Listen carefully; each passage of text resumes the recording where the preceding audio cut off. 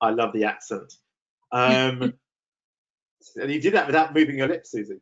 So yeah, so this is a very similar to the talk I gave on the sort of Northwest London teaching. So if you were there about a month and a half ago, feel free to either drop out or to keep on, and maybe more of it will go in than it did last time. I'm going to try and make it as interactive as possible, and we'll have to use the chat for that. So get ready to sort of hopefully interact and shout questions out, or rather chat questions to me, and we'll go from there. Okay, so let's see if this is going to work. Fine. So what you can see at the moment are different definitions of anaphylaxis that are used throughout the world. And there's some sort of key differences. Just to highlight, they sort of come into sort of a couple of categories. So the first is in terms of the European EAACI definition, the World Allergy Organization definition, which we've now changed, and the American definition. Anaphylaxis is described as life-threatening, but as you'll see, it isn't, mostly. And then the other thing that we often see is that it's this concept of a multi-organ systemic reaction, which is also problematic because sometimes life-threatening anaphylaxis and even fatal anaphylaxis just involves one organ system in terms of symptoms and signs, and not 2+. And again, there's an issue there. And this is sort of hopefully makes it a little bit clearer that what we're dealing with is anaphylaxis is very much a spectrum of severity. And you've got, can you see my pointer on the screen? Yes, we Hello? can. Yeah, brilliant. Okay, that's useful to know. And so you start off with a mild end of anaphylaxis where people just sort of, there's not very much happening. You might not see anything. The only sign might be the patient complaining of chest tightness, and maybe there's a slight audible wheeze on auscultation. But to all sense and purposes, they look otherwise completely fine. And then you've got this extreme end, as you have here. And then there's problems that we have with stuff in the middle. So for instance, here's a child who's clearly got skin involvement. Now that child hasn't gone and smeared peanut butter over the skin. They've eaten it. And yet the skin is involved in a very generalized manner. And therefore there's clearly a systemic reaction going on there. But that's not anaphylaxis because it only involves the skin. So you can't use systemic involvement as a definition for anaphylaxis. We talked about having more than 2 organs involved, but here there's a kid with a little bit of lip involvement. So we've got skin, and let's say he's complaining a little bit of tummy ache. So that's 2 organs, but that's not anaphylaxis. It is in America potentially, but it's certainly not over here in the UK or in Australia and in many countries in Europe. Then you've got this guy who is only got respiratory symptoms in isolation, and this most certainly is anaphylaxis because there's respiratory involvement, but no other organ system. And actually, I've spoken to colleagues around the world who will say, but hold on a minute, they're only having respiratory symptoms, that's not anaphylaxis. And I'm going, well, they're only having that respiratory symptoms because they've just eaten the food they're allergic to. So of course that's anaphylaxis. So again, there's a little pitfall there. And then finally, when we talk about respiratory cardiovascular compromise, you've got very mild chest tightness. Maybe you get an objective fall in peak flow, which of course we're not allowed to measure at the moment because of COVID. Maybe you can hear some wheezing, either on auscultation or audible wheeze. But actually, that's a million miles away from this kid here, a kid on ICU with very severe anaphylaxis. And so there has to be this acknowledgement that anaphylaxis isn't binary. It is a yes-no, but actually the yes is very much a spectrum of severity. And the key clinical features of anaphylaxis, therefore, are a generalized allergic reaction. So there's respiratory and or cardiovascular involvement. And usually in kids, we see predominantly respiratory symptoms, often but not always involving many parts of the body. And usually it's rapid onset and rapid progression. Okay, so the first question for you to think about is personal anaphylaxis will always show skin involvement, true or false? That's right, type true or false or yes, no, or whatever in your chat box so I can see roughly where you're all at. Yeah, I've sort of given it away, haven't I, by saying sometimes people just have respiratory symptoms. So that will teach me to be clever too early on. Yeah, it's false, as all of you are saying. And this report is from 92, and I've highlighted it because nowadays we all think that we're sort of made if we ever get a article in New England Journal of Medicine. Back in the good old days, so this is 30 years ago, you could just report a case series of 6, and that could get you a publication, New England Journal. Things have changed quite a lot in 30 years. And Hugh Sampson, who's a name some of you may have heard of because he probably is the grandfather of food allergy. He put food allergy on the agenda back in the 1980s. Described 6 kids with fatal anaphylaxis, of whom only 1 had symptoms. And this is important because there's still, despite the fact you guys have all said, no, it's false, you don't have to have skin involvement, there's still this concept in many emergency departments that if they don't have skin involvement, it's not allergic, because we use skin signs almost as a clue, as a trigger, and therefore might not think about anaphylaxis in the absence of skin involvement. And so Hugh Sampson suggested that one of the reasons these kids might have done quite badly and died is because the penny didn't drop, that no one considered it as anaphylaxis at the time. And actually, you get skin involvement in 9 out of 10 cases. You get wheezing or respiratory involvement in around 50%, cardiovascular in about 1/3. This isn't just children, this is across children and adults. It's much less common in children. And then gut involvement in around 1/4 of cases. And we also get this progression of symptoms such that babies, when they have anaphylaxis, will just go floppy and look pale, but often that's all they have. And as you get into sort of preschool years, they start getting sort of asthma-type symptoms as well. In teenage years, we start to see complaints of itchy mouth and throat, what we call oral allergy symptoms or oropharyngeal itch. And then it tends to be older people who tend to get cardiovascular compromise and collapse. Although that might be a little bit because food allergy in that age group is less common. It's more drug allergy in that age group. And if you're being injected with the drug, you're more likely to have a cardiovascular consequence than if you're eating it, because the food has to get absorbed into the blood, into the body. And so we see here sort of the differences in terms of causes of anaphylaxis in childhood. And you can see initially in the first couple of years of life, it tends to be egg and milk, and increasingly peanut. And as preschool kids outgrow milk and egg, those two tend to be less common, and we start seeing other nuts around and other food items. And then when they start running around outside, that's when we start to see, this is European data, venom stings and increasingly sort of drugs, and that drugs then sort of takes off quite a lot into adulthood. We tend to see less venom allergy in the UK, partly because we've succeeded in decimating our bee population.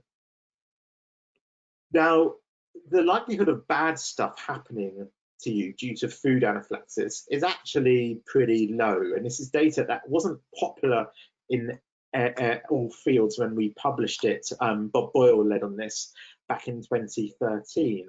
And the reason is because this was interpreted as saying, well, actually, you're really unlikely of dying from food anaphylaxis, so stop making a fuss. And that isn't what we were saying here.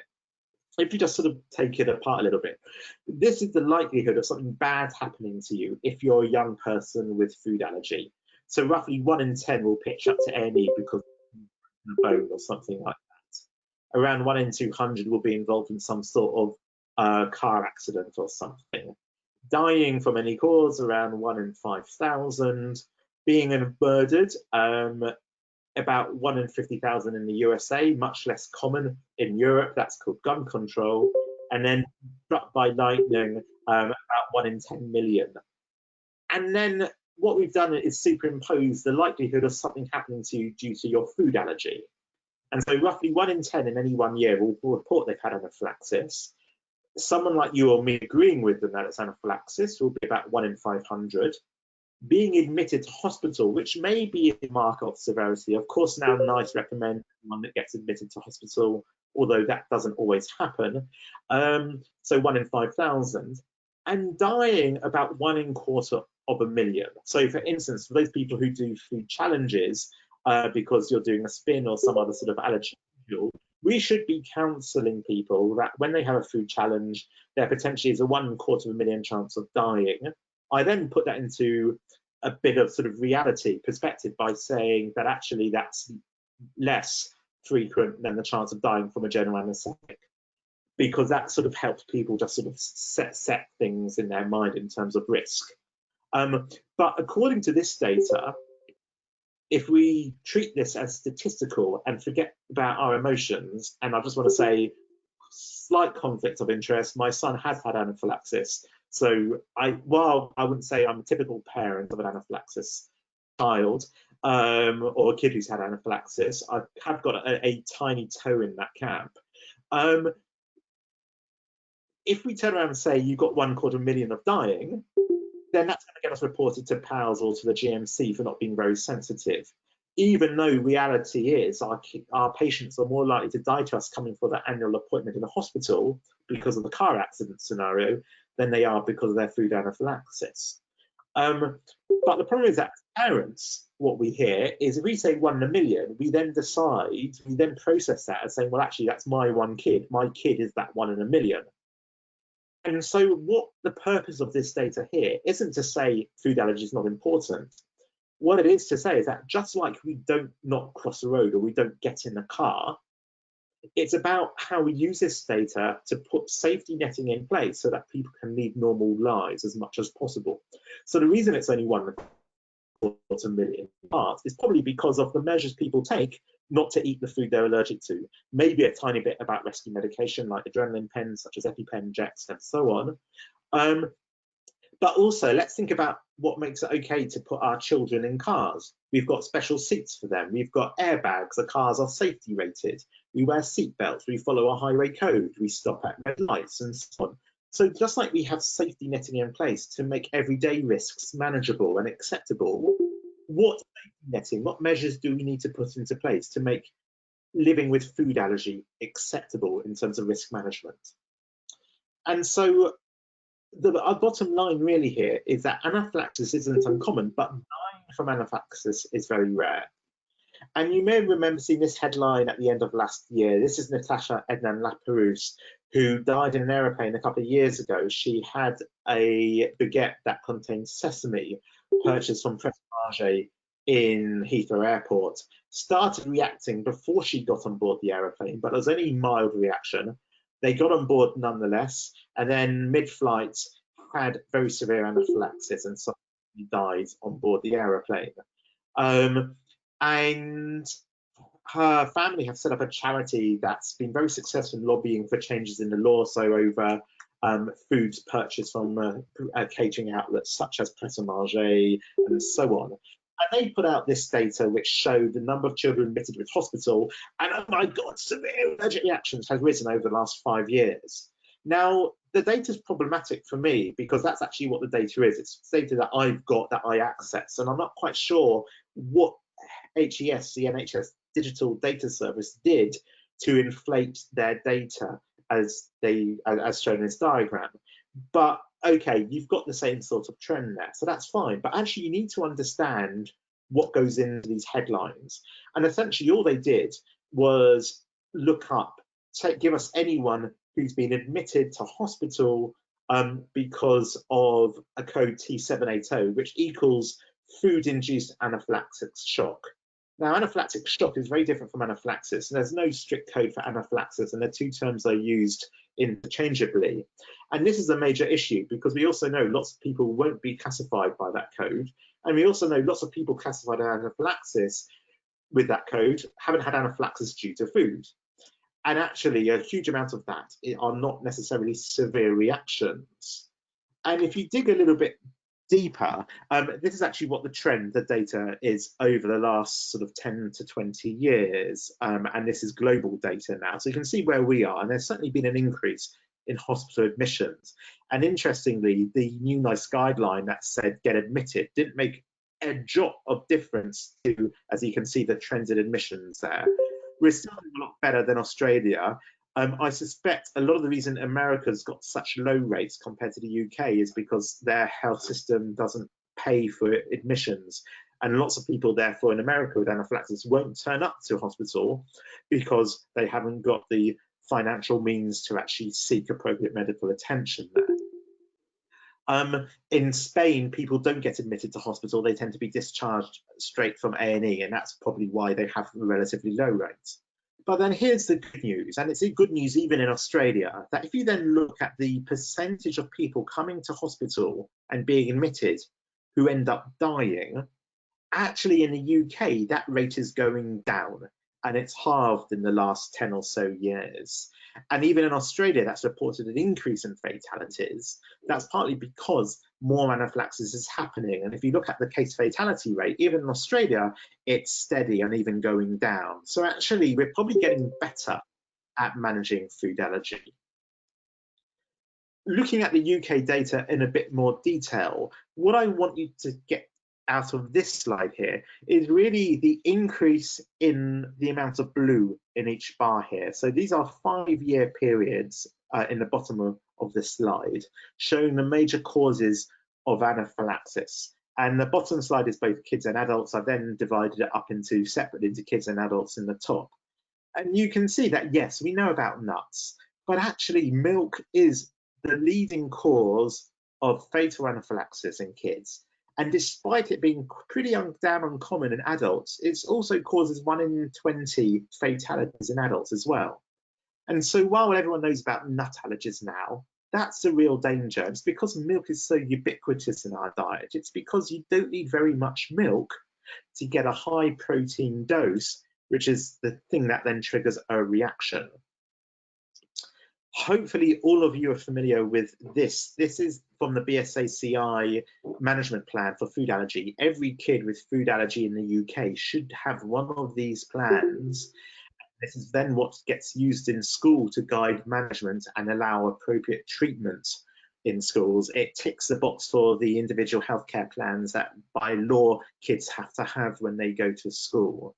And you can see that we've adopted an ABC approach. So A for airway, B for breathing, and C should be circulation, but because it's a little bit unfamiliar in terms of anaphylaxis, that term, and because it's much less common, we've called it consciousness. And the idea is that if you have one of these ABCs, or there's some doubt, it could be anaphylaxis, lie child flat, ping them with adrenaline if prescribed, and dial 999. And this should be something of a non-controversy. Every guideline I know of recommends adrenaline given into a muscle as the first line treatment of anaphylaxis. And yet, 30 to 60% of patients with anaphylaxis get adrenaline when they come to A&Es or emergency departments or wherever it may be. So here we go. This is where to put your thinking hats on. Controversy number 1, 18-year-old patient who's having a food challenge in a hospital to peanut.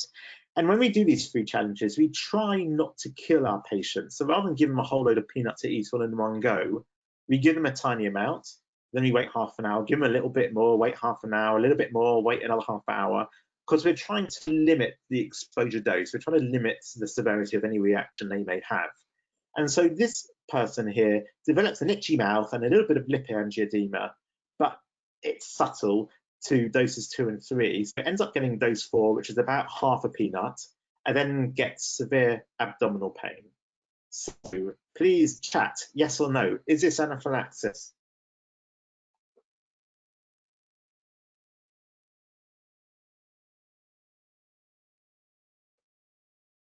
Come on, someone be brave. Thank you, DP. Anyone else? There are 52 of you on, including myself. So let's get a bit more.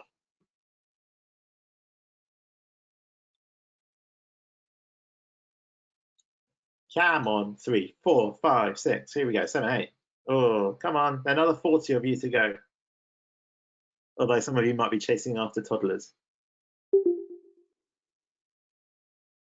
Okay, so we've got getting a bit of a mix. We're getting some no's, now people saying no, not yet. A few people said yes. So it depends on where you are, or rather where you live. This is the NIAID, the American definition for anaphylaxis. And this was adopted by the World Allergy Organization.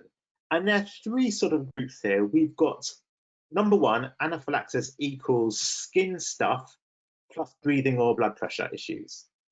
And then we've got number three, blood pressure issue on its own after exposure to a known allergen. And then we've got this sort of group in the middle where you want two of A, B, C, and D. So we've got skin, we've got breathing, we've got blood pressure, or we've got persistent gut symptoms. And the issue is how you define persistent gut symptoms, which gut symptoms, and what is persistent. So for instance, if you've got someone just complaining a little bit of nausea and skin, there are people in America who would say that's anaphylaxis. They've got gut, they've got skin, let's give them the epi. And then you've got people like me who will go, no, no, no, no, no, that's not anaphylaxis. Fortunately, most of the UK and Australia and half of Europe agrees with me. And we might say, at least for food, you've got to have really like reaching for the morphine anaphylaxis, symptoms of gut pain for us to call this anaphylaxis. The exception, of course, is that if you get stung by a bee or a wasp or something like that and you start vomiting up, that's more concerning. Whereas if it's food, the food's sitting in your stomach, so it's just causing local symptoms, and therefore that's not anaphylaxis. Hopefully that explains, that's clear to everyone why the Australia UK definition of anaphylaxis is a little bit different to this American one. The other issue we have is what you mean by persistent. So is that 10 minutes or half an hour or 60 minutes or something? So that's a problem in research or when we're doing audits, when people say it's anaphylaxis. Well, actually, is it anaphylaxis or not? Because we haven't got a clear definition here. Hopefully that's clear. Put in your chat if it's not clear and I'll clarify it. And in the meantime, here's another yes, no for you. So 12-year-old male, he is undergoing immunotherapy to peanut for his peanut allergy, and half an hour after his dose starts to get wheezy. And there's no other explanation as to why he might be wheezing. He's not got a cough or cold or anything like that. Is this anaphylaxis? Yes or no? I've got a yes, I've got a no, I've got another yes. Yes, yes, yes, yes, yes. So most of you think yes.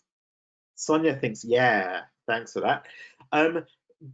But for DP who said no, again, it depends on which definition you're using. If you're using the definition that is most common until very recently around the world, you will see that it's not anaphylaxis, because you've got to have under one, skin and breathing, or breathing and something else, or just blood pressure alone. And so amazingly, someone who is wheezing straight after food exposure is not, according to this definition, having anaphylaxis, which I think is completely barking, as one of the reasons I've now changed it. And so this is a new definition which has still, it's currently being open to consultation, but hopefully will be agreed in the next few weeks. Coming from the World Allergy Organization, and my conflict of interest is I'm now chair of the Anaphylaxis Committee for the WAO, and that's why it sort of reflects my own views quite a lot. Is basically now saying, so yes, instead of this silly, 3-bit thing, we're saying skin and one of these, which is fine. We've tightened up gut symptoms a little bit more to say severe. So we're not talking about a little bit of nausea, we're talking about proper severe crampy gut pain or repetitive vomiting rather than just 1 or 2 vomits. But also now this criteria 2, where you can have hypertension or bronchospasm or something like stridor after exposure to a known allergen, even when there isn't skin stuff present, because we're trying to alert people to the fact that the most common cause of fatal food anaphylaxis presents as severe asthma. And usually there are no skin symptoms present, certainly at the start. So here's another one, controversy 3. So this is from the Daily Mail, our favorite newspaper back in 2011. A question, is anaphylaxis always severe? Now, I've already given you a bit of a hint here, because I've said there's a spectrum of severity. And I've shown you this data already that clearly shows that lots of people have anaphylaxis, but actually most people don't have fatal food anaphylaxis. And what's quite reassuring, but also quite scary to me, is the first survey here. So this is UK data of about, I think it was 12 or 13 tertiary allergy clinics in the UK. And over the course of a year, they asked teenagers coming to their clinic, 869 in total, who has had anaphylaxis? Have you had a reaction last year? And 245 of those 869 had an anaphylaxis reaction according to the consultant they were seeing. So hopefully we can believe that. 83% of them did not use their adrenaline pens. They often hid in toilets because it's embarrassing if you're a teenager to get puffy and get blotchy rashes on your face. You're embarrassed about it, so you hide in the toilet. And at least one person in the UK has died by hiding in a toilet, and they were found the next day by the restaurant owner when the cleaners went in. Which is one of the reasons that we have to tell food allergic teenagers, if you think you're having a reaction, tell your friend. And if you're going to go somewhere to chuck up, don't lock the door in the toilet and take your friend with you. And that's data that's also been borne out by a bigger registry, the Anaphylaxis registry in Europe, that of over 3,000 cases of anaphylaxis, only 13–14% receive treatment with adrenaline using auto-injector. The vast majority don't, and yet there are only 7 fatalities in that series. So there's this perception that fatal anaphylaxis is rare, but the issue is it's also unpredictable. And at the same time, people perceive that food allergy is perhaps more common than it is. You know, we're probably about 1 kid in every class having food allergy across the UK, but maybe because of the widespread use of allergen labeling and media attention, everyone thinks food allergy is far more common. And people mix the two up and therefore think fatal anaphylaxis is more common than it actually is. And I've touched on this already, that how parents perceive 1 million as a risk is that their child they view as that being that 1 in a million. So another question for you. So here's an 8-year-old boy who's having a food challenge in hospital to baked egg. And some of you may know that kids with milk and egg allergy, they're allergic to less well-cooked forms of egg and milk. But when it's a small amount of egg or milk in a biscuit or a cake, actually the body doesn't react. And it's not just because of the smaller amount. It's also because when you bake in a what we call a food matrix, there's a blob of sugar, a blob of wheat around, a bit of butter or something like that around, it's almost like a Trojan horse. The body doesn't recognize the egg or the milk as being egg or milk and therefore doesn't react. And we often do this particularly for egg because a major issue with children with egg allergy is their inability to eat normal cakes at birthday parties and so on. So actually, if you can eat cake containing egg, all of a sudden opens up a whole range of normal socialization activities. So that's why we tend to do these sort of baked egg challenges. And roughly 2 out of 3 egg allergy can tolerate baked egg. So this kid, unfortunately, is allergic to baked egg. Half an hour after his dose, gets generalized urticaria, nausea, a soft expiratory wheeze, and a tight chest. So is this anaphylaxis? Some of you are ahead of the game here and you're already putting yes, yes, yes. Okay, so everyone's going to agree yes. Okay, come on, stop saying yes or no now. What you're going to do. So some of you may have had this situation in real life, in which case tell us what you did. Those of you who haven't come across this, tell us what you would do and be honest.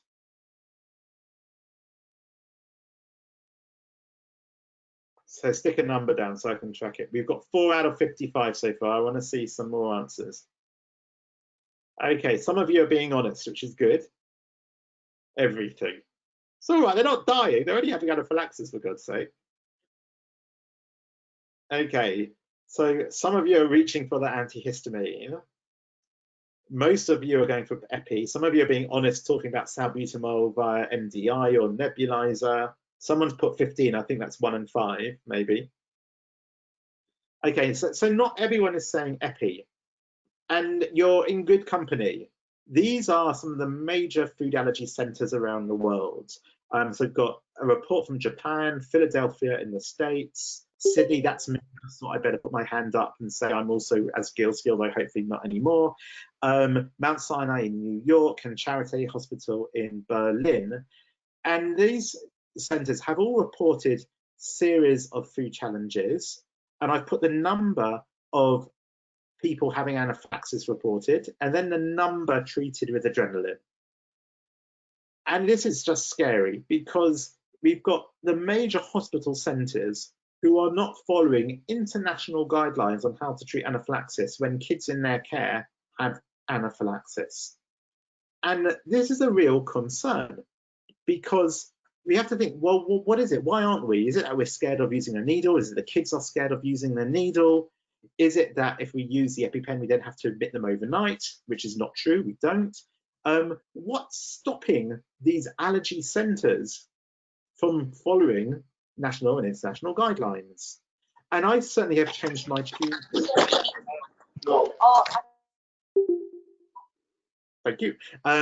In that we've done quite a lot of work because of the high risk research we do in terms of forcing our kids to use their adrenaline pens when they have anaphylaxis with us in hospital.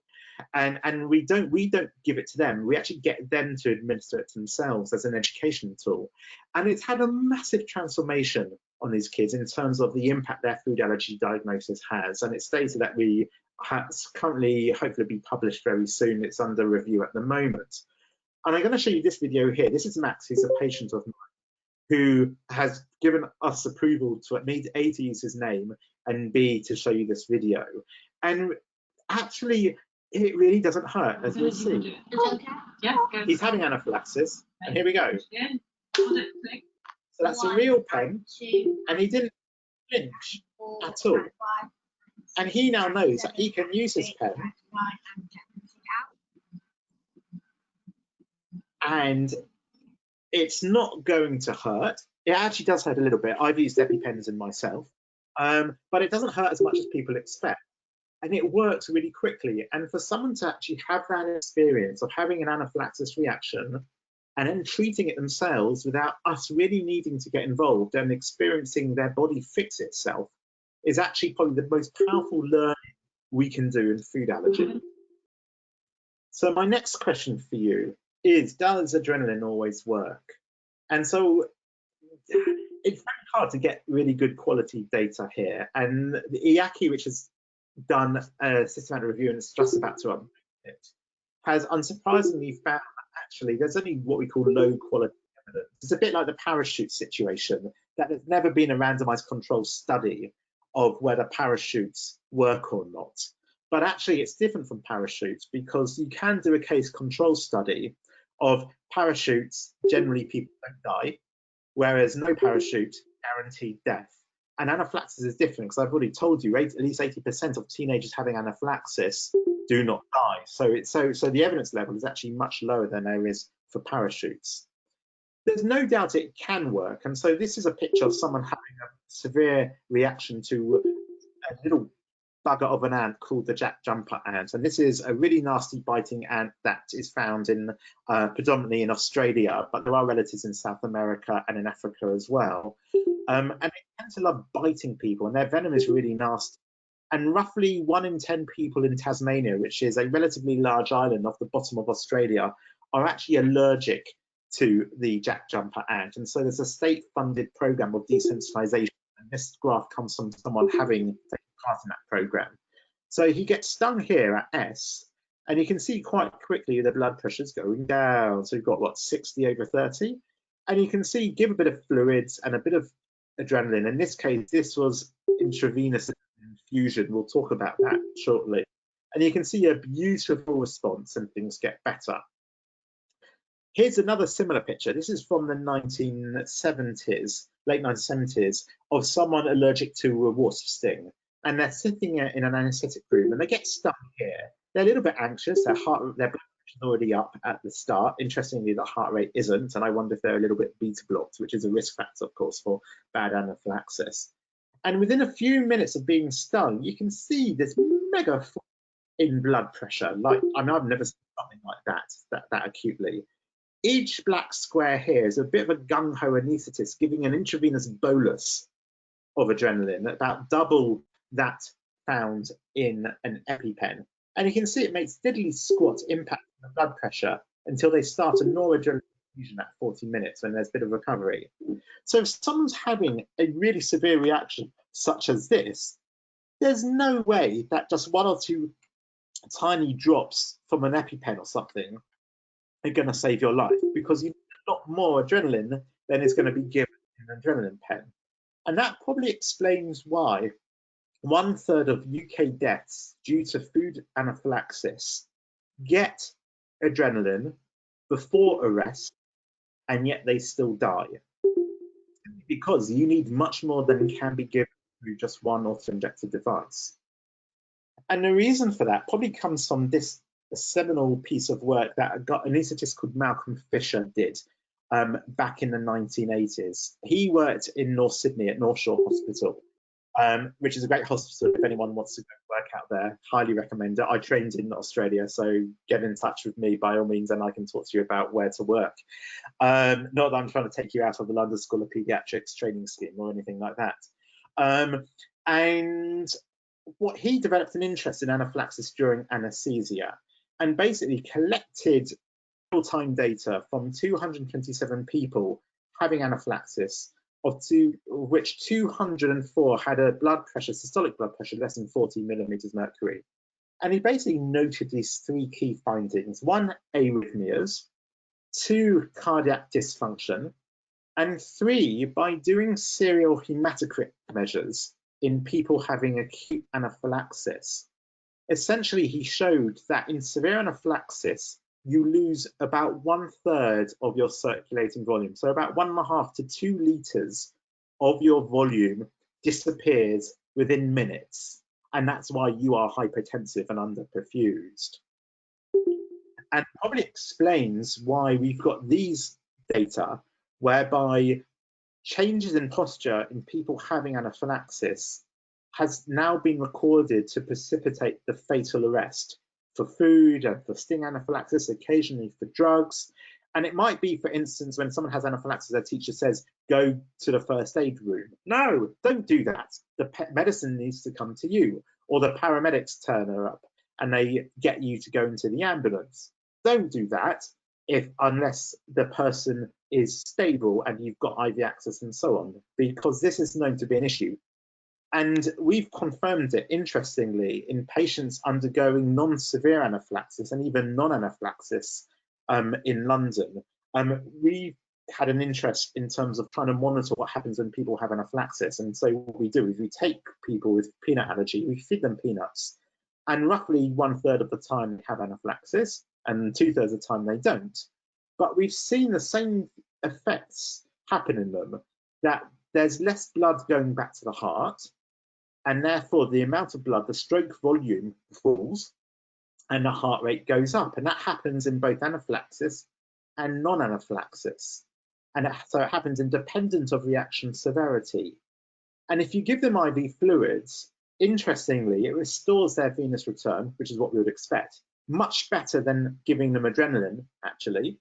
And it also helps hasten resolution of abdominal symptoms, which is something we found quite interesting. But it's probably explained a bit by this wonderful case report, which I managed to dig up. And this is a report of a prisoner in America who was having anaphylaxis in prison, was transferred to hospital. The penny didn't drop that he was having anaphylaxis, having really severe acute abdominal pain, which caused impaired respiration, but he wasn't wheezing at the time. They put it down to his severe abdominal pain.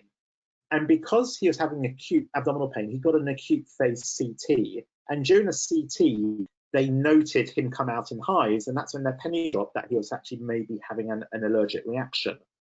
And what they found is this thing called shock bowel, where there is edema of the bowel wall, the red arrows here, fluid in the bowel lumen, which are the white arrows. And this here is, as you can obviously know, the ascending aorta. And trust me, because I'm trusting the authors when they say this is smaller, it should be your bigger circle. So basically there's less blood in the ascending aorta, there's less blood going back to the heart.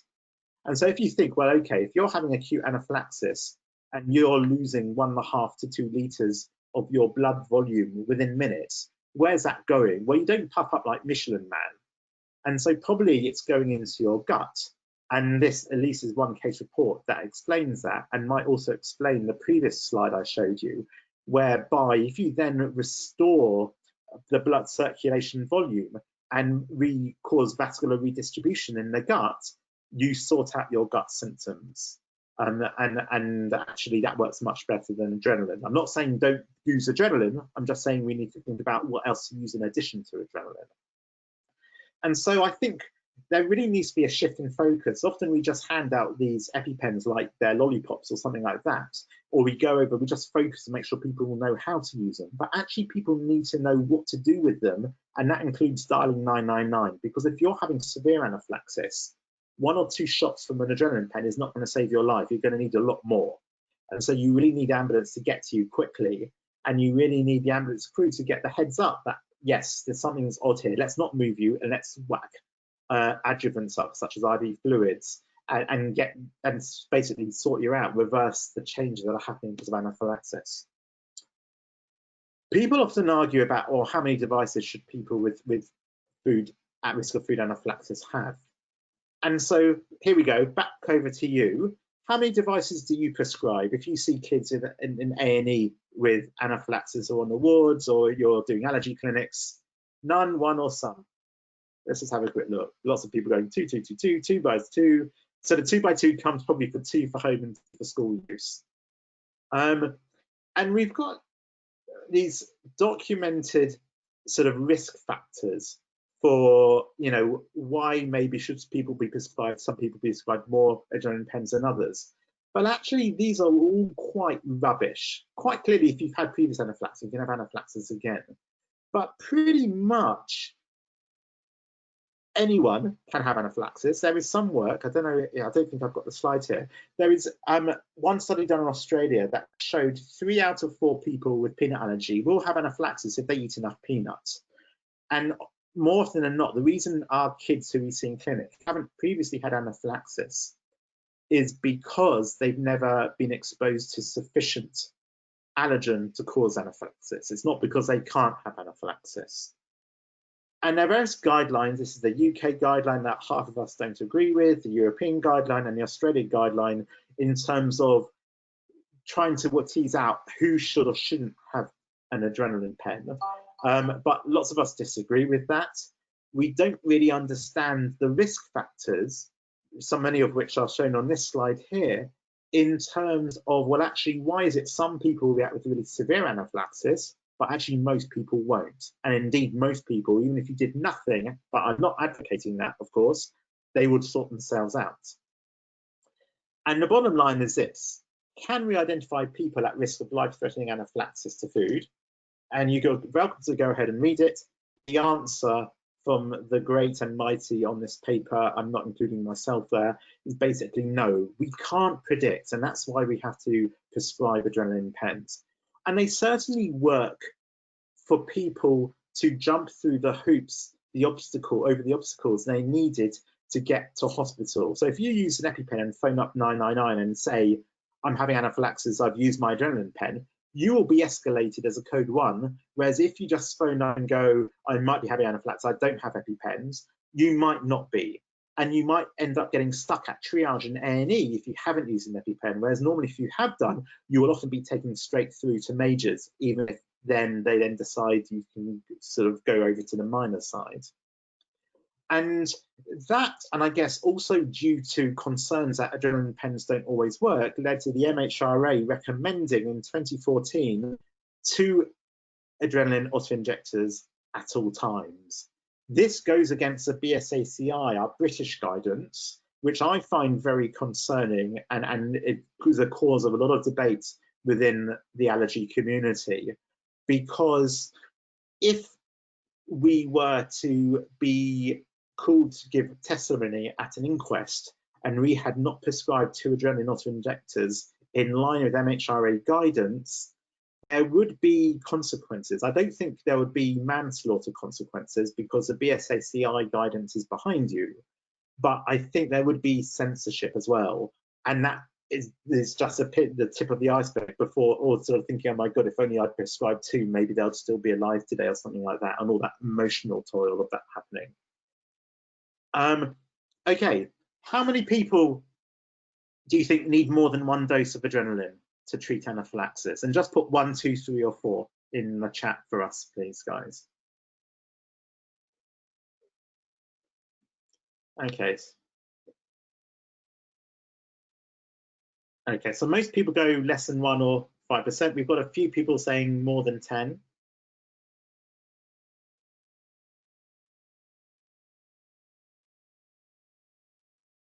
So this is a meta-analysis that we've done, and hopefully you've seen this because we are beginning to do a lot of these in archives, this is in childhood, which of course you get as part of your RCPCH membership.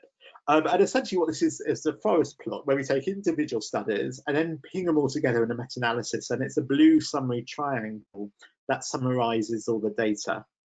And here we've got people reported to have food-induced anaphylaxis in the literature where they were given an adrenaline dose, which may be by a pen, maybe in hospital, and subsequently a healthcare professional decided they needed a further dose. The implication therefore being that one dose alone didn't do the trick. And as you can see, it's just over 10%. And there are many reasons for that, and it's probably more in the community. That's partly because people don't use the devices properly. So I think many of you will be aware of Emerade, which has just been recalled because of concerns over device failure. But actually, even with other pens, so EpiPen and Anapen, which isn't available in the UK anymore, people don't do things properly. They don't hold the pen in time for long enough. They sort of ping it on their skin and then lift it straight out again. They hold the wrong end. They apply the incorrect end. We get people holding upside down and they inject their thumb instead of the kid, which is bad because A, you then have a dose that you can't give to the child, and B, you've got a significant dose of adrenaline in your thumb that can cause tissue necrosis. But it's not just families that get it wrong. We get it wrong really badly as well. This is a study from friends of mine in Melbourne. They went to senior registrars and paediatric consultants at Melbourne World Children's Hospital. This is like Great Ormond Street, but in Victoria. And only 2 out of 100 of them were able to demonstrate correct use of the EpiPen.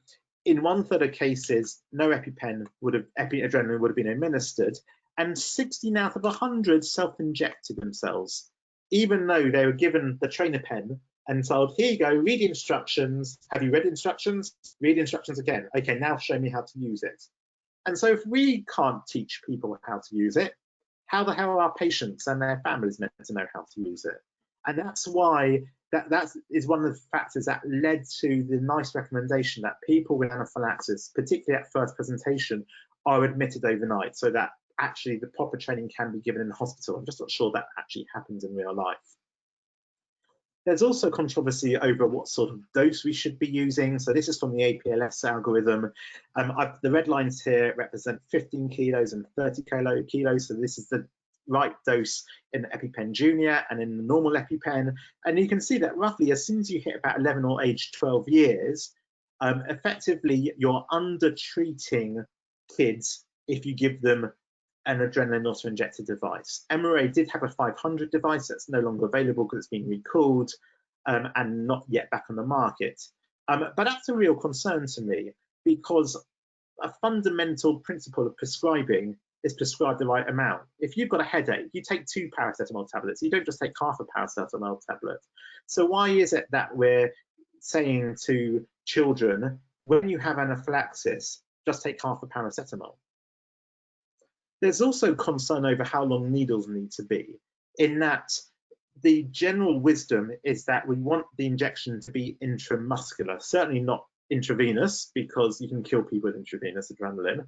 IM adrenaline is far more safe for anaphylaxis. In fact, it is safe, full stop. And there is a concern that if you're large, or dare I say it, fat, if you have a significant increased surface to muscle depth, which is the official terminology, you can end up with a subcutaneous injection rather than intramuscular injection that, according to the very limited data out there, results in a lower adrenaline level than if you get an IM injection. And there are different needle lengths available, as you can see. Emerade, for instance, made a real marketing ploy of saying, we are the only device that will reliably give you an intramuscular injection. And it's a problem because we're getting bigger, we're getting fatter. And 1/3 of people in this study, but it's been reproduced, the needle length in an EpiPen would not be sufficient to cause an intramuscular injection. And the same also holds true as well, that even in infants, in toddlers, the needle can be too long and you can end up with an intraosseous injection. So this really is a sort of space to watch at the moment, because we are trying to understand what difference it makes in terms of clinical effect, depending on needle length.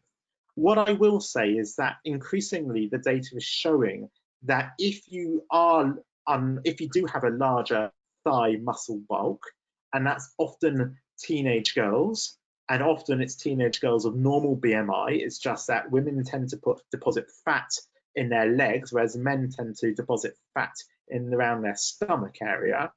The subcutaneous delivery probably doesn't make any difference. That if you have more subcutaneous tissue, that goes along with increased blood supply. So subcutaneous tissue in fat people tends to behave like muscle. And so I wouldn't get too hung up on that. And then finally, the last point I just want to sort of raise with you guys before I think we've got about 5 minutes for questions, is this question about what about steroids? Because I always see A&E prescribed steroids. In fact, often I've seen steroids prescribed before adrenaline gets prescribed for anaphylaxis. So quick question for you. Who prescribes steroids if you're seeing a kid in A&E? So Andrew never prescribes it. You should never write multiple choice questions because always and never are never good options. Okay, so people seem to be hovering around 3. You guys are better. Normally, most people are about 1 or 2. There is the main reason to prescribe steroids is this belief that somehow it will prevent a second wave of symptoms coming on. But actually, the data available shows that you're more likely to get biphasic reaction, which actually can happen at a median around 11 hours. You know, we tend to say we'll keep you for a few hours, but actually most biphasic reactions happen after a few hours of observation.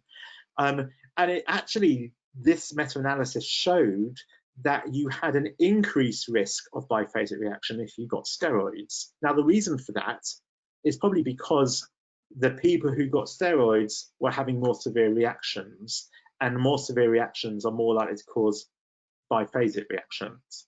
But there is no evidence that steroids help prevent biphasic reactions, and there's no strong evidence actually that they should be routinely used in anaphylaxis. And my concern with them is, first of all, there's a very mild risk of adverse events with steroids, which is why they're even going out of they used to be sort of the go-to drug for asthma and acute wheezing, and we tend to use it less often now, don't we? But I guess the other issue is that often people get steroids before they've got adrenaline, and for God's sake, if we can't, you know, don't give other stuff, let's get the adrenaline in first. And that's my main bugbear. And that's my bugbear with the Resus Council UK guidelines that hopefully you'll know, that it sort of says adrenaline here, but then you go off and start giving bloody Piriton and all this other nonsense. And actually, what we should be doing is this: adrenaline. If it's not working, give more adrenaline, give more adrenaline, give them some IV fluids, get them stable. That's what we should be doing. The number of times I've seen people faffing around with Piriton, which can actually drop your blood pressure if you give it IV, just a bad idea. So while someone's got acute anaphylaxis, forget about antihistamines and hydrocortisone, get on and sort out their anaphylaxis, and only then give them other stuff that may or may not help. Conflict of interest, we are changing the Resus Council guideline, and it's going to now reflect something more aligned to what you're seeing on the right, and that will be coming out later this year. So in the meantime, to wrap up, we need individualized education so patients know how to use their pens and when to use them, but also know that using a pen alone doesn't really help things. It's got to go along with get medical help, get to a hospital, making sure healthcare professionals properly treat anaphylaxis and don't undertreat it. And there's a lot of useful information here on this website, Spare Pens in Schools, that is co-sponsored by the Department of Health, BSAC and the Royal College. And this is to support the implementation of food allergy policies in schools. Go and have a look, please, and there are lots of resources that you can download, point patients, teenagers towards that site as well. There really is quite a lot of useful stuff there. And I'm going to stop and we've got a couple of minutes for questions.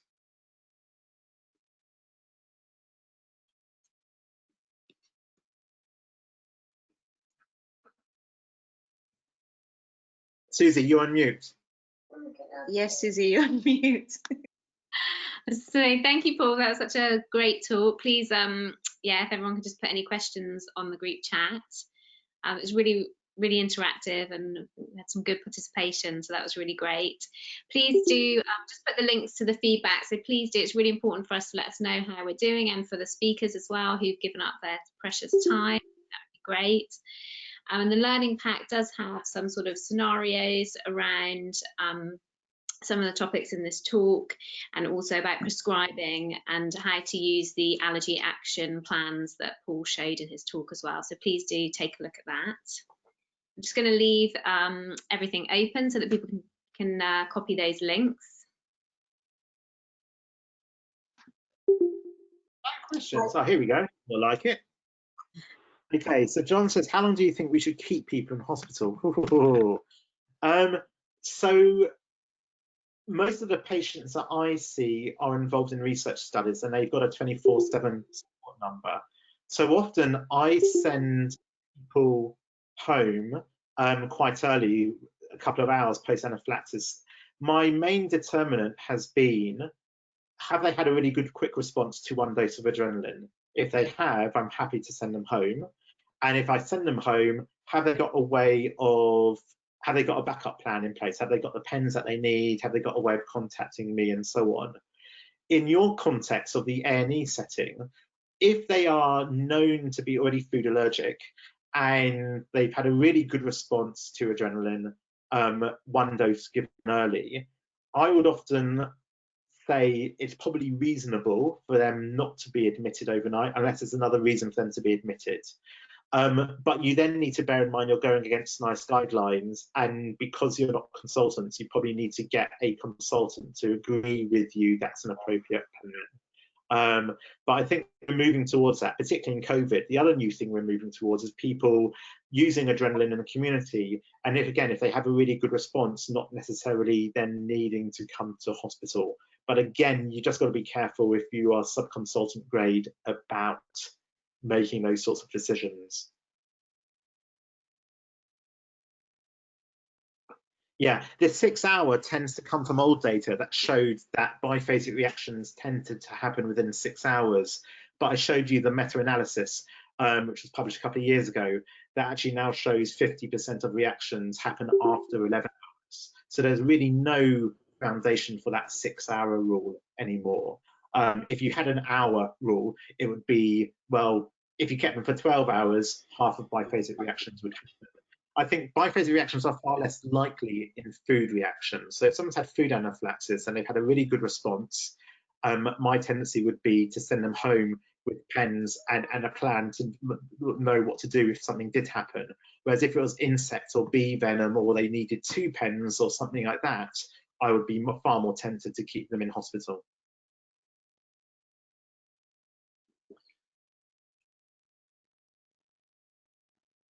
Okay, so we've got a question from Satish, a 4-year-old, 3 episodes last of choking, difficulty breathing, cough, and hoarseness of voice. So hoarseness of voice in the context of a potential allergic reaction is always anaphylaxis. You've got laryngeal edema there causing the hoarseness of voice.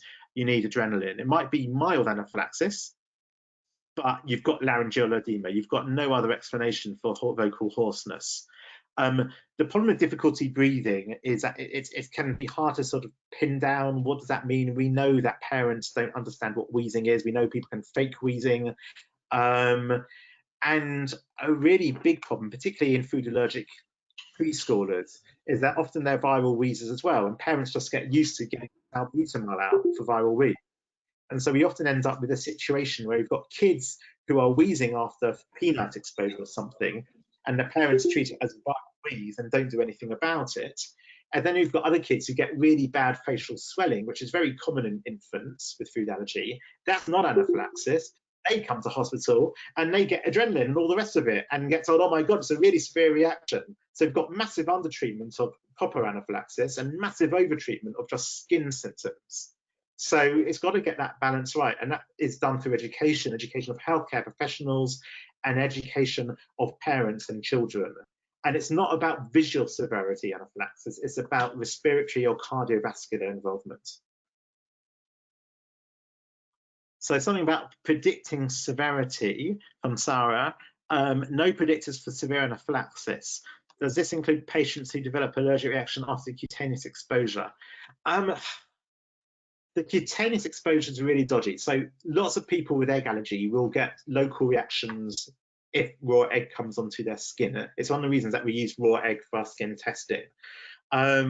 Cutaneous reactions are otherwise relatively rare, and usually I think it's a red herring in almost all cases. The other thing is that people who get reactions to very small amounts. So let's say, a common story is the dad. It's always dads who make mistakes, not mums. They've made a peanut butter sandwich for one kid, and then they just wipe the knife clean and make a jam sandwich for the peanut allergic kid. And there's a tiny amount of peanut butter left on a knife, and then he has a reaction, and people go, "Oh my God, you're so sensitive, you could die." Severity is very different from sensitivity, and the two do not go together. Even though logic would say, actually, if you're sensitive, very sensitive, then you should be more at risk of having a bigger reaction. If you look at the scientific data from challenges, and I haven't had time to show you this, there is no difference for people who've had anaphylaxis versus people who have not, there's no difference in the amount needed to trigger a reaction. Mast cell tryptase, no. For non-food anaphylaxis, I would always do a baseline mast cell tryptase because there is this thing called mast cell disease, mastocytosis, and these people are at increased risk of anaphylaxis to insect stings and so on. I wouldn't normally do it for food anaphylaxis. If you've got someone having anaphylaxis and you can't work out the trigger, which is common where it is in any emergency setting, then do take a sample. You want a sample, acute sample, and then a sample preferably 24 hours later, because then it can be useful to confirm it was anaphylaxis, and then that can help people do some digging to try and work out what the trigger was. So if you've got a known anaphylaxis to a known trigger, I wouldn't bother with mast cell tryptase.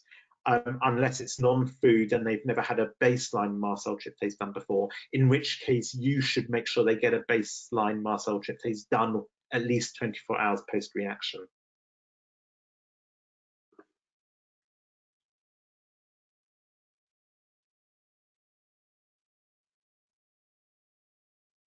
Okay, so N says, interesting about persistent abdominal symptoms.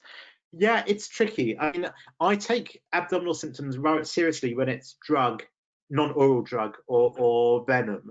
I don't take it very seriously for normal food reactions. And it's interesting, we often see, 1 in 4 food challenges, people report tummy pain, but they don't actually report it when they have food allergic reactions in the community that commonly. I don't know why. I wouldn't treat it as anaphylaxis. My experience of people with anaphylaxis also having abdominal pain is that the adrenaline doesn't really help very much, whereas IV fluids help a lot. And actually, where you've got a kid in hospital with severe abdominal pain because of anaphylaxis, I would give them an IV bolus very early. In terms of it being a pre-warning symptom for anaphylaxis, I don't think it is. It's quite interesting. The symptoms that concern me are when people get itching of their palms or their feet. That, from immunotherapy studies, seems to go with more severe reactions. And occasionally you find people with food anaphylaxis who report getting itchy palms or itchy feet. We don't know why, but that I take quite concerningly. Roland, you should go and get some lunch, and so should I. I'm happy to hang on if anyone's got any other questions, but of course, I'm sure some people need to go and get back to work. Yeah, good question. So this came up when we were lobbying the MHRA about having generic adrenaline pens in schools. So one of the issues under UK legislation is that when you've got a prescription-only medicine, it is only allowed to be used in the person prescribed for. So for instance, if I'm having anaphylaxis and I've left my pen at home and Susie is with me and she's also got an EpiPen prescribed and she's not a doctor, she isn't allowed to use her pen in me. I'm not allowed, according to law, to use her pen in me. I can only have my pen used in me.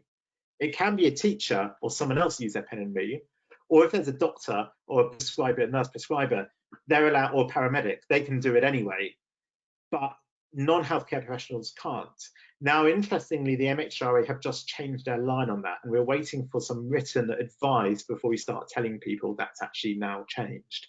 But the interpretation has previously been that, and therefore that's caused issues telling school staff to maybe say use someone else's adrenaline pen because they're not allowed to. Now in reality, no, they're not going to get taken to court by the police and the Crown Prosecution Service for saving someone's life, but you can't have an official guideline that says break the law, even if the law is stupid.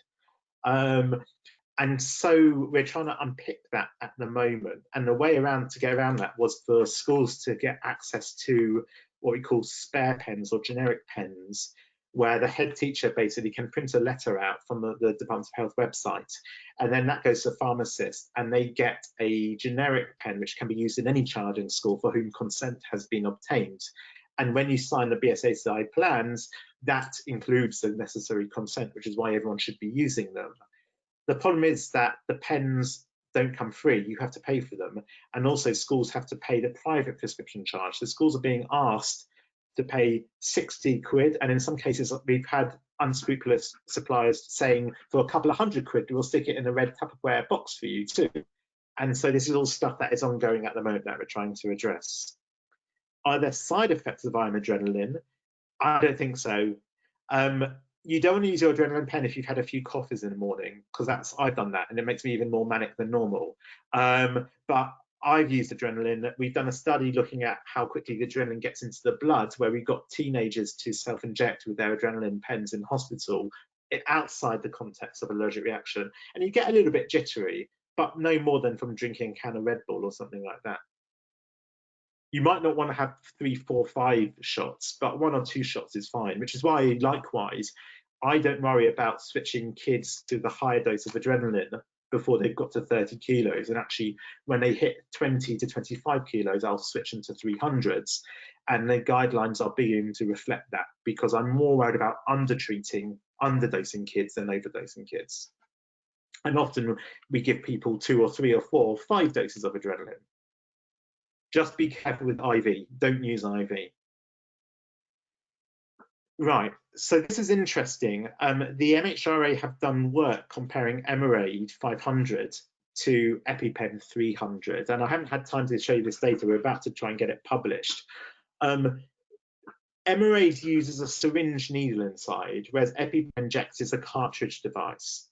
And it looks like there's a big difference to how quickly the adrenaline gets into your body. It gets into the body faster with a cartridge like EpiPen than with a syringe needle device like Emerade. And so in terms of the adrenaline level, EpiPen is the same, EpiPen 300 behaves the same as Emerade 300. However, there's also some data coming out that if you get adrenaline too quickly, it can be counterproductive. And many of you will know we don't use adrenaline very much in ICU in PICU. And that's because at high levels, adrenaline is actually a negative inotrope. It speeds up your heart rate, but the heart pumps less blood around. And that's why we tend to use noradrenaline and dopamine and so on. And there are reports of that observation with EpiPen. And so I think what we're going to see is a need for a lot more research to look at how the different pens compare, and that actually using adrenaline level isn't a good outcome measure. We need to look at the effect the adrenaline has on the heart. And then the second thing is that if you are in hospital and have a choice between giving someone an adrenaline pen and using a needle syringe with an ampule, use a needle syringe with an ampule. By all means, use an adrenaline pen first for that first dose in the interest of time. But my very strong suggestion, and I suspect this will come through in the new UK guidelines, is that subsequent doses should be done with an ampule needle syringe, and it is possible to draw that up quickly within 2 minutes. And if you're giving adrenaline every 5 minutes, that's plenty time for someone to draw it up. And remember, we use the 1 in 1,000, not the 1 in 10,000. The reason we use 1 in 1,000 is because it's 10 times more concentrated, which means that if you're giving 0.5 milligrams of 500 microgram dose, you're looking at a 0.5 mil volume rather than a 5 mil volume. And you can't give a 5 mil intramuscular injection. That's the only reason we use 1 in 1,000.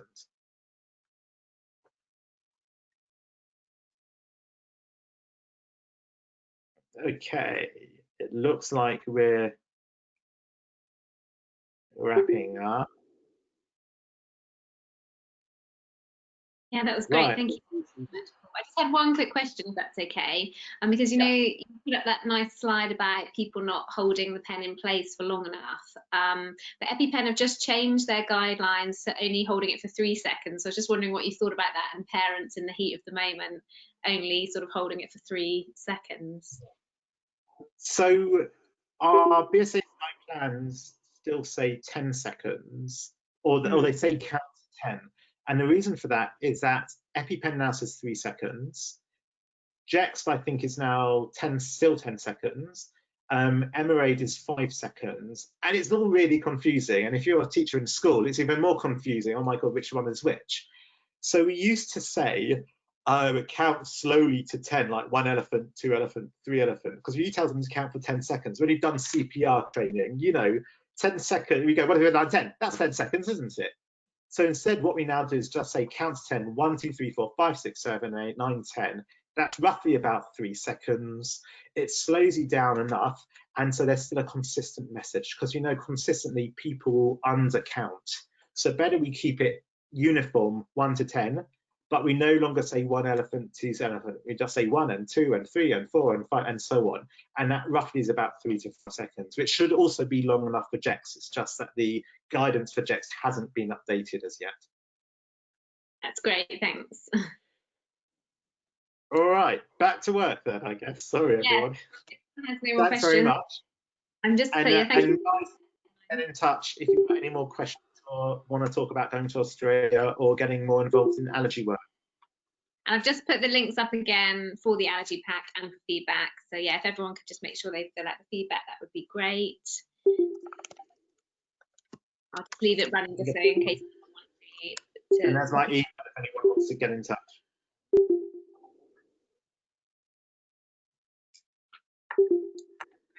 Great, so much. Okay, ta-ra. Thanks, Susie. Bye. Bye, everyone.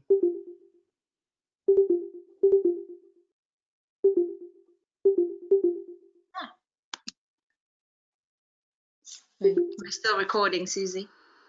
I'm gonna